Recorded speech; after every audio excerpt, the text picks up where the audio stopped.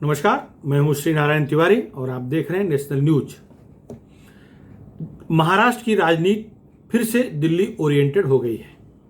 वैसे तो महाराष्ट्र के नेता अपने बहुत सारे फैसले दिल्ली को देख करके, दिल्ली का रुख देख करके हमेशा लेते आए हैं। कांग्रेस सत्ता थी तो दिल्ली हावी थी, भाजपा की सत्ता थी तो दिल्ली हावी थी, क्योंकि महाराष्ट्र और मुंबई के बारे में लिया गया फैसला, इसका प्रभाव पूरे देश पर पड़ता है। मुंबई तो विश्व की जानी मानी सिटी है, तो मुंबई का असर विश्व पे भी पड़ता है, वैश्विक बाजार पर भी पड़ता है। तो दिल्ली तो बहुत नज़दीक का मामला है, दिल्ली तो देश की राजधानी है। भाजपा भले महाराष्ट्र में विपक्ष में है, लेकिन चर्चा के केंद्र में भाजपा ही है। सर्वाधिक सबसे बड़ी पार्टी, विधानसभा में सबसे बड़ी पार्टी होने के बावजूद भाजपा का आरोप है कि उसके साथ चुनाव लड़ी शिवसेना, उसके साथ धोखा दे करके दूसरे के साथ चली गई, राष्ट्रवादी कांग्रेस पार्टी के साथ चली गई, कांग्रेस साथ चली गई और सत्ता में आ गई। तो वो ये अलग मुद्दा है। वो मजाक करते हैं कि प्रेम हमसे किया और शादी दो अन्य दलों से कर लिया। शिवसेना के बारे में भाजपा नेता मजाक करते हैं, ये तो मजाक की बात हो गई। लेकिन चर्चा जो शुक्रवार को सबसे अधिक पूरे महाराष्ट्र में, यूँ कहें देश में चर्चा हो रही है, वो इस बात की चर्चा हो रही है कि एक तो भारतीय जनता पार्टी प्रदेश अध्यक्ष, महाराष्ट्र नवनिर्माण सेना, कट्टर मराठीवादी पार्टी महाराष्ट्र नवनिर्माण सेना के प्रमुख राज ठाकरे घर जाकर उनसे मुलाकात करते हैं, 50 मिनट तक चर्चा करते हैं। ये चाय पे चर्चा है, एक बात। दूसरी बात, मुंबई प्रदेश अध्यक्ष आशीष शेलार दिल्ली में हैं। वो केंद्रीय गृह मंत्री, भाजपा के चाणक्य, पूर्व भाजपा के अखिल भारतीय अध्यक्ष गृह मंत्री अमित शाह से मिलते हैं। लंबी चर्चा, पूर्व नियोजित चर्चा उनसे होती है, मीटिंग होती है। ये क्या चर्चा हुई बात की बात है, उस पर चर्चा कभी बात हो सकती है। मुलाकात होती है। मुंबई में चंद्रकांत पाटिल मनसे प्रमुख से मिलते हैं। दिल्ली में आशीष शेलार मुंबई प्रदेश अध्यक्ष गृह मंत्री से मिलते हैं। जेपी नड्डा से मिलते हैं जो अखिल भारतीय अध्यक्ष हैं, और पीयूष गोयल से मिलते हैं केंद्रीय मंत्री। ये आशीष शेलार का मुद्दा हो गया। तब तक खबर आई, मनसे प्रमुख से मिलने के बाद चंद्रकांत पाटिल दिल्ली दौरा तय हो गया। वो 5 दिन दिल्ली में रहेंगे पार्टी कार्यक्रमों में हिस्सा लेने के लिए। ठीक है, वो जा रहे हैं, दिल्ली जाएंगे, 5 दिन रहेंगे। तब तक खबर आई, पूर्व मुख्यमंत्री महाराष्ट्र के विपक्ष के नेता, विधानसभा में विपक्ष नेता देवेंद्र फडणवीस भी दिल्ली में है। उनकी भी अमित शाह से मीटिंग सुनिश्चित है, मीटिंग हुई है, हो रही है, होगी। ये 3 बड़े दिग्गज दिल्ली में हैं या दिल्ली पहुंच रहे हैं। महाराष्ट्र के एक और बड़े नेता, रणनीतिकारों में प्रमुख नारायण राणे दिल्ली में ही हैं। नारायण राणे इस समय भाजपा के एक ऐसे नेताओं में गिने जाते हैं जिनको लेकर के प्रधानमंत्री नरेंद्र मोदी की लंबी उम्मीद है। महाराष्ट्र में सरकार वापस लाने में नारायण राणे की महत्वपूर्ण भूमिका होगी, ऐसा भाजपा आला कमान मान रहा है। नारायण राणे केंद्र में बहुत बड़े मंत्री पद पर बैठाए गए हैं। उद्योग का विकास केवल महाराष्ट्र ही नहीं, पूरे देश में करना है। बेरोजगारी पूरे देश में दूर करनी है। यह जिम्मेदारी नारायण राणे पर दी गई है। सूक्ष्म लघु मध्यम उद्योग के वो मंत्री हैं जिनमें बहुत बड़ा, जिस विभाग में, जिस मंत्रालय में बहुत बड़ी उम्मीद होती है कि देश के युवाओं को रोजगार दे, उस मंत्रालय को नारायण राणे को दिया गया है। वो कोंकण के सुपुत्र हैं, वो महाराष्ट्र के सुपुत्र हैं और वो देश के सुपुत्र हैं। शिवसेना से निकले हैं, शिवसेना को तोड़ के निकले हैं, कांग्रेस में रहे हैं, फिर भाजपा में आए हैं। भाजपा में राज्यसभा में गए और इस समय केंद्र में मंत्री हैं। उनके सुपुत्र विधायक हैं, भाजपा में हैं, बड़े नेता हैं, जुझारू नेता हैं। राणे परिवार एक टक्कर देने वाला परिवार, एक जुझारू परिवार, एक पहलवान परिवार कहिए। पहलवान वो अखाड़े वाले पहलवान नहीं, राजनीतिक पहलवान परिवार है जो किसी से भी टक्कर ले सकता है। उद्धव ठाकरे जी के बारे में, मुख्यमंत्री उद्धव ठाकरे या शिवसेना प्रमुख उद्धव ठाकरे जी के बारे में कहा जाता है, सामान्य तौर पर कोई उनसे वाद विवाद नहीं करना चाहता, ठाकरे परिवार पर कोई हमला नहीं करना चाहता।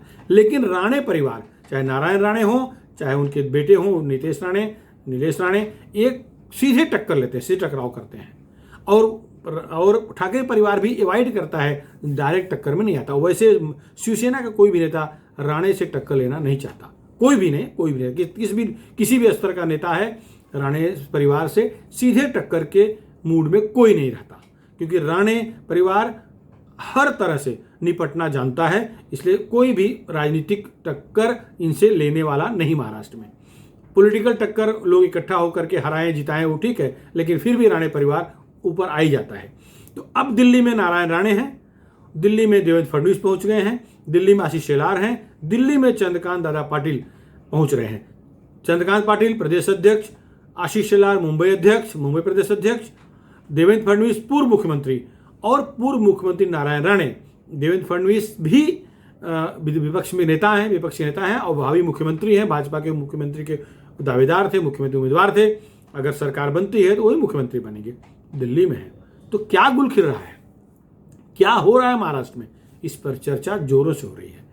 मनसे को लेकर के यह निश्चित है कि जब तक आला कमान से कोई क्लियरेंस नहीं मिलेगा कोई समझौता नहीं हो सकता। भाजपा के लिए केवल महाराष्ट्र सब कुछ नहीं है। वैसे भाजपा ने एक नई चाल तो चली दिया है। जिस तरह से बड़े पैमाने पर केंद्रीय मंत्रिमंडल के विस्तार में महाराष्ट्र को हिस्सा दिया गया है, उससे दिख रहा है कि भाजपा नेतृत्व महाराष्ट्र को सबसे अधिक अहमियत दिया है। चुनाव कोई नजदीक में महाराष्ट्र का नहीं है, इसके बावजूद यहाँ के कई मंत्री बनाए गए। उत्तर प्रदेश में चुनाव है, जहां जहां चुनाव वहां अधिक मंत्री बनाना रणनीति का हिस्सा होता है। लेकिन महाराष्ट्र को सर्वाधिक अहमियत मिली है गैर चुनाव वाले राज्यों की निगाह से देखें तो। अब उसके पीछे राज है कि वो सरकार तो बनाना ही बनाना है, लेकिन ऐसा कोई कदम भाजपा नहीं उठाना नहीं चाह रही है कि जिसका दुष्परिणाम उत्तर प्रदेश चुनाव पर हो। देखिए, प्रधानमंत्री की कुर्सी उत्तर प्रदेश से होकर जाती है। उत्तर प्रदेश से जो जाएगा वही प्रधानमंत्री बनेगा, अथवा उत्तर प्रदेश जिसे साथ देगा वही प्रधानमंत्री बनेगा। 80 लोकसभा सीटों वाले उत्तर प्रदेश में अगर कुछ गड़बड़ हुआ तो प्रधानमंत्री कुर्सी रिपीट होना मुश्किल है। ये बात नरेंद्र मोदी जान रहे हैं, ये बात को अमित शाह जान रहे हैं, इस बात को जेपी नड्डा जान रहे हैं और चंद्रकांत पाटिल, देवेंद्र फडणवीस सब जान रहे हैं। तो अगर मनसे से गठबंधन या समझौता या कुछ भी करना है तो उन्हें दूरगामी परिणाम जरूर देखना पड़ेगा। उत्तर प्रदेश का आगामी चुनाव क्या परिणाम होगा, इसका क्या रिएक्शन होगा, ये देखना पड़ेगा। वैसे मनसे का स्वरूप बदल चुका है। मनसे अब उस तरह से नहीं है उत्तर भारतीय विरोधी। उनके मन में पछतावा है, उनके नेताओं के मन पछतावा है, गलती हुई है, ऐसा उनके नेता निजी तौर पर हमेशा बोलते हैं। खैर, वो बात की बात है। दिल्ली में जो पहुंच रहे हैं, दिल्ली में नेताओं का जो जमावड़ा हो रहा है महाराष्ट्र नेताओं का, क्यों हो रहा है, इसको लेकर तरह तरह के आस लगाए जा रहे हैं। देखिए, शरद पवार जी दिल्ली में ही है। शरद पवार जी महाराष्ट्र के ऐसे मूर्धन्य नेता हैं, ऐसे बड़े नेता हैं जिनकी छवि पूरे देश में ऐसे नेता के रूप में होती है कि चाणक्य हैं। और इस सरकार को महाराष्ट्र की 3 छोटी पार्टियों को मिलाकर सरकार बनाने का जो अभिनव प्रयोग हुआ है, ये शरद पवार के दिमाग की देन है। शिवसेना के चाणक्य कहलाने वाले संजय राउत को क्रेडिट मिल जाए अलग बात है, लेकिन ये सब कुछ शरद पवार की देन है कि ये संभव हुआ। धुर विरोधी 3 पार्टियां एक साथ बैठ के सरकार चला रही। कट्टर हिंदूवादी शिवसेना, कट्टर मुस्लिमवादी कांग्रेस और कट्टर मुस्लिमवादी राष्ट्रवादी कांग्रेस पार्टी के साथ मिलकर के सरकार चलाए, यह असंभव था। बाला साहब ठाकरे, स्वर्गीय आदरणीय बाला साहब ठाकरे एक रजत शर्मा से मुलाकात देते हुए कहे थे कि जिस दिन ऐसा लगेगा कि शिवसेना को कांग्रेस से समझौता करना पड़ेगा, उस दिन अपनी दुकान बंद कर देंगे, शिवसेना डिसॉल्व कर देंगे, शिवसेना खत्म कर देंगे। ऐसे स्वर्गीय आदरणीय बाला साहब ठाकरे का इंटरव्यू दिया गया, बयान है, शब्द है, सोशल मीडिया पर अवेलेबल है, यूट्यूब पर अवेलेबल है, आप देख सकते हैं। उस पार्टी के नेता और स्वर्गीय आदरणीय बाला साहब ठाकरे के पुत्र उद्धव ठाकरे ऐसा करेंगे ये कोई सोच नहीं सकता था, लेकिन चाणक्य शरद पवार ने वो भी करके दिखा दिया। उन्हें भी कन्विंस कर लिया, मुख्यमंत्री बना दिया। अगर कोई और मुख्यमंत्री शिवसेना का बनता तो ठाकरे परिवार को एक कहने के लिए मौका था कि हम तो नहीं आए, रिमोट हमारे हाथ में है, कभी भी इस्तीफा दिलवा सकते हैं, कभी कुछ कर सकते हैं। लेकिन आज प्रतिष्ठा का मामला है कि ऐसा वो इस्तीफा वाला कुछ नाटक नहीं कर सकते, जो कुछ करेंगे प्लानिंग्स करेंगे। खैर, इस समय की बात है, क्या होगा समय बताएगा। शरद पवार की मुलाकात गृह मंत्री अमित शाह से अहमदाबाद में होती है, फिर दिल्ली में होती है। शरद पवार की मुलाकात प्रधानमंत्री नरेंद्र मोदी से दिल्ली में होती है। चर्चा लंबी होती है, निजी भी होती है, 2 नेताओं के साथ भी होती है। अब देखिए, ये बड़े लोग हैं, कभी मिल सकते हैं, मिलना जुलना होता रहता है। लेकिन ये महाराष्ट्र सरकार से नाराजगी और यहाँ चल रही सीबीआई, ईडी, एनआईए की इंक्वायरी, शरद पवार की पार्टी राष्ट्रवादी को ज्यादा घेरा जाना, उनके पूर्व गृह मंत्री, उनके लाडले गृह मंत्री अनिल देशमुख के खिलाफ लगातार ईडी के छापे पड़ना, सीबीआई पीछे पड़ना, एनआईए पीछे पड़ना, सचिन वाजे का केस, उद्योगपति अंबानी के घर के सामने मिले जिलेटिन, माने आतंकवाद का मामला, इस सब शरद पवार को बहुत परेशान कर रहा है। शरद पवार को इसमें रास्ता निकालना ही पड़ेगा, वरना राष्ट्रवादी डूब जाएगी। भले सत्ता में आज हैं, बहुत कुछ गुल खिला पा रहे हैं, ऐसा नहीं लग रहा है। ठीक है, जो शेर होता है वो शिकार ही खाता है, शिकारी करता है, तो राष्ट्रवादी के नेता सब शेर रहे हैं। भले बड़े पैमाने पर शिकार न कर पा रहे हो, लेकिन जगह जगह जहां जहां मौका मिल रहा है सत्ता में रहते हुए, वो तो शिकार कर ही रहे होंगे। भले ही सिंचाई का घोटाला बड़ा न कर पाते हो, लेकिन छोटे मोटे घोटाले तो कर ही रहे होंगे, इसमें दो राय नहीं है। वरना अनिल देशमुख इस्तीफा क्यों देना पड़ता, अनिल देशमुख भागे भागे क्यों फिरते, सीबीआई इंक्वायरी पीछे क्यों लगती, एनआईए इंक्वायरी क्यों लगती, हाई कोर्ट सुप्रीम कोर्ट कोई राहत क्यों नहीं देता, परमवीर सिंह उनको जिस तरह पत्र दिए हैं उससे राहत क्यों नहीं मिलता। जो कुछ हो रहा है इसका मतलब ये जो शेर लोग हैं राष्ट्रवादी के, ये शिकार अपने अपने स्तर पर कर ही रहे हैं, शिकार से बाज नहीं आएंगे। एक कहावत है, बंदर कितना भी बूढ़ा हो जाए गुलाटी मारना नहीं छोड़ सकता। वैसे ये नेता लोग राष्ट्रवादी के कितने भी संत बन जाएं, कितने भी सज्जन बन जाएं, लेकिन गुलाटी मारना नहीं छोड़ सकते। मौका मिला तो लाभ लेंगे, ये अलग बात है। लेकिन शरद पवार जी जो चाणक्य हैं, भाजपा की इनकी नजदीकी खूब बढ़ रही है, इस बात को शिवसेना जान रही है। इसी काट के रूप में शिवसेना के दूसरे चाणक्य राहुल गांधी करीब जा रहे हैं, राहुल गांधी की नजदीकी बढ़ा रहे हैं, राहुल गांधी से स्नेह हासिल कर रहे हैं। उनका भी कुछ स्वार्थ है, उनका स्वार्थ यह है कि शरद पवार को बताना चाह रहे हैं कि आप उधर जा रहे हो तो हम इधर जा रहे हैं। लेकिन सरकार तो नहीं बचती ना, अगर शरद पवार भाजपा के साथ चले गए तो सरकार गिर गई। जिस तरह चर्चा हो रही है, कयास लगाए जा रहे हैं, गणपति विसर्जन हो जाएगा या दिवाली के पहले दिवाली के फटाके नए ढंग से फूटेंगे, ये इस तरह के कयास लगाए जा रहे हैं सरकार को लेकर, मौजूदा सरकार को लेकर के ये कहा जा रहा है गणपति विसर्जन अथवा दशहरा दिवाली का फटाका फुलझड़ी। अब क्या होगा समय बताएगा, लेकिन कुछ तो अप्रिय हो रहा है। सरकार के दृष्टिकोण से देखा जाए तो अप्रिय हो रहा है, हलचल जरूर कुछ तेज है। भले ही देखो आश्चर्य की बात है, एक तरफ शरद पवार जी मिल रहे हैं प्रधानमंत्री से, शरद पवार जी मिल रहे हैं केंद्रीय गृह मंत्री से, और उनके मंत्री नवाब मलिक अल्पसंख्यक मंत्री यहां प्रेस कॉन्फ्रेंस लेकर के अपना तर्क उत्तर दे राज्यपाल पर हमला कर रहे हैं। ये भी रणनीति हिस्सा है।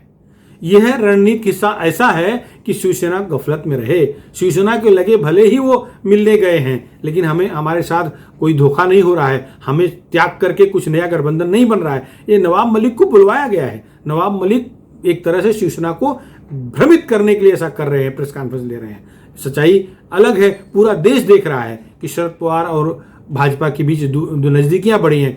शरद पवार बहुत बड़े चाणक्य हैं। शरद पवार 7 साल पहले भी भाजपा की सरकार महाराष्ट्र बना दिए थे, बिना किसी शर्त को बिना किसी डिमांड के बाहर सहयोग दे करके उन्होंने देवेंद्र फडणवीस को मुख्यमंत्री बनाया था। बाद में देवेंद्र फडणवीस अपनी चालाकी से शिवसेना को साथ लाए, 5 साल सत्ता में रहे दोनों जन, लेकिन शिवसेना सत्ता का सुख तो लिया और लेकिन भाजपा पर हमला करने से कभी बाज नहीं आए।